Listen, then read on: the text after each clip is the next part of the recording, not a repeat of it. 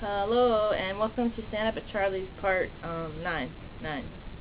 So I was hanging out with Bruce Willis the other night, and he was trying to explain to me the meaning of existentialism, and I was like, "What you talking about, Willis?"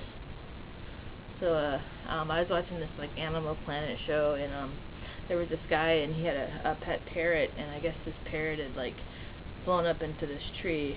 So it was like, 70 foot up in this like redwood, and the guy was like, "Geronimo, Geronimo."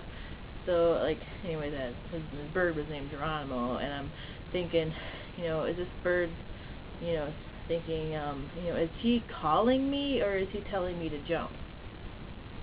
So I'd gotten this exercise video, and it was a Tai Bo. So anyways, I think I must have like accidentally got like the advanced version, because it was like going really, really fast. It was like uppercut jab, and I ended up like punching myself in the chin. But I'd got like this Richard Simmons disco sweat video, but like I couldn't keep up with that little permed obnoxious fucker and his fat ass backup dancers either. But the thing about Richard Simmons, it's like, can you imagine his closet? It's probably like all tank tops and dolphin shorts. I mean, he's like kind of like the Einstein of his day. Have you guys have seen like greeting cards lately? I mean, like they have like holograms, and they'll sing, and it's like hey, I mean like super advanced like greeting cards. I'm like, this is like craziness, but I don't care if they'll give you an orgasm and a foot massage. I'm not paying $6 for them. So I was working for Wisconsin Conservation Corps, and we were building like some steps for this outbuilding on a ranch. And anyways, we needed like a dozen screws, and so the guys are like, "Oh, we're gonna have to go into town to get some screws." I'm like, "Okay, we are not driving into town for 12 screws." I'm like, "Hey, I'll find some screws." So I got the screwdriver, and about 20 minutes later, I come back with 12 screws. They're like, "Oh, where'd you find the screws?" And I was like, "Well, I wouldn't be sitting down in any chairs around here if I were you." So, being fat actually does have its advantages. Like, you pretty much always get shotgun. Most people aren't going to make you cram into the back seat. And also, you never hear things like, "Get up there," or "Get under there." Pretty much the only thing people expect out of you when you're fat is that you're going to eat the last donut. Yeah, and then another thing about being fat, though, is that I could never go on a reality show. It's kind of like I have this fear that it would make me look bad with the editing. Like, they do this whole like 5-minute like montage of like me eating. So if I ever was on a reality show, I'd have to eat in the closet, and I could just see like the other contestants, being like, "What is she doing in the closet?"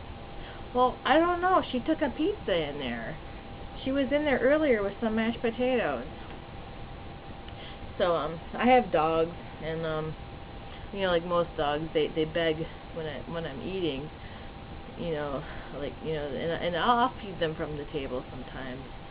But but what's the deal with dogs? Because like, I'll maybe give them what I'm eating, but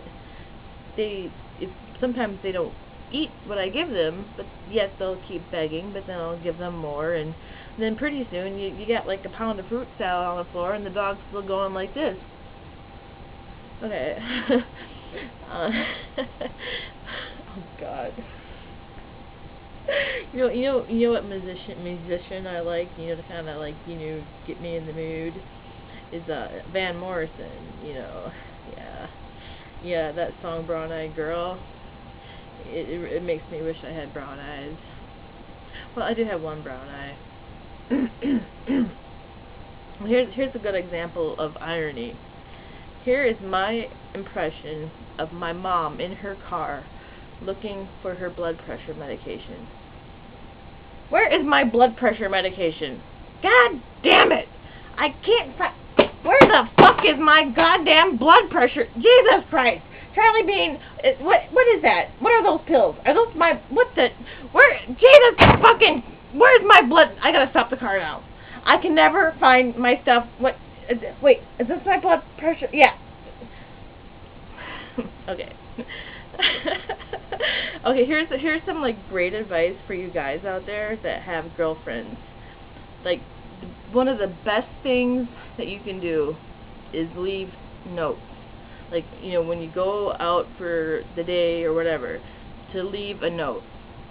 Like, seriously, your note could say, I'm gambling away the rent money, or, you know, I'm at the strip club, or I'm at your best friend's house cheating on you with her, and your girlfriend's going to see that note and she's going to say, oh, he's so considerate. What a sweetheart. So, anyways, yeah, hope you enjoyed Stand Up at Charlie's Part 9, and until next time.